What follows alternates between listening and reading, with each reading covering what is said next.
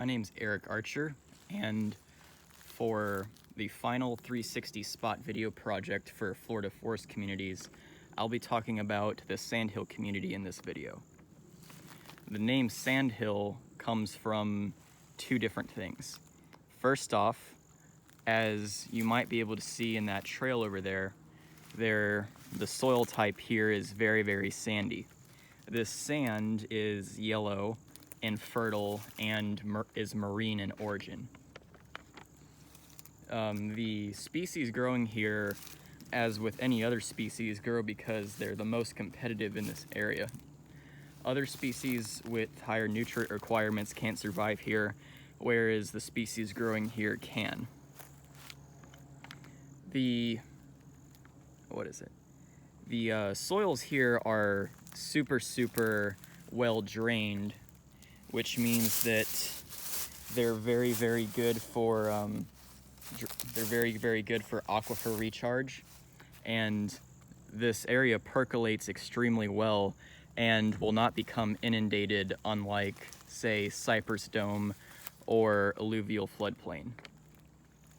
The dominant species here are pine trees, mainly longleaf pine and slash pine.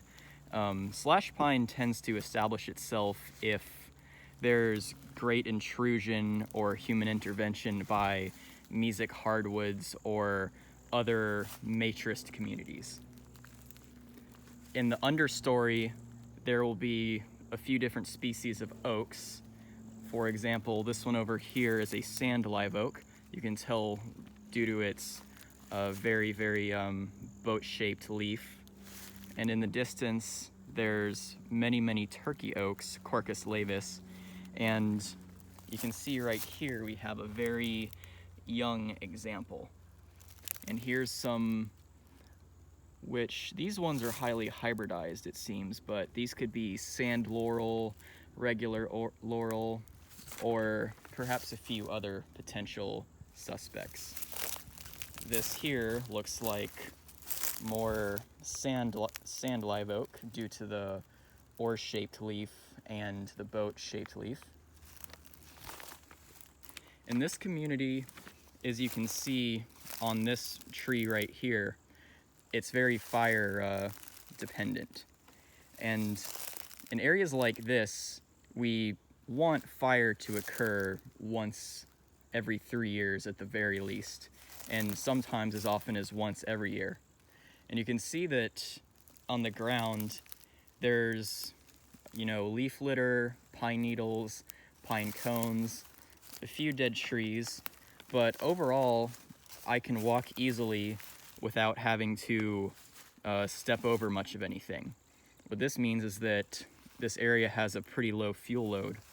If this area does not burn in a significant period of time, you can get lots of debris built up, and when, not if, fire comes again, it can cause the heat to be intense enough to actually kill longleaf pine trees, which are specially adapted for fire tolerance.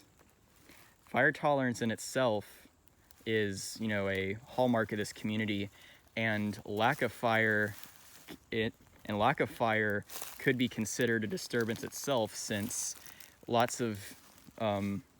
certain species rely on it to survive.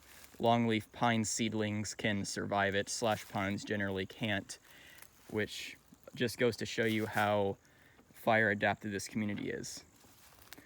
I selected this site because you could see over in the distance there's lots of wiregrass, and compared to over here, not much mid-story oaks. What I think this could be considered, although there's room for debate here, is that over there is a flatwoods community, which is similar but also different in the fact that it's lacking mid-story plants such as this saw palmetto or the oaks, and it does have significant wiregrass.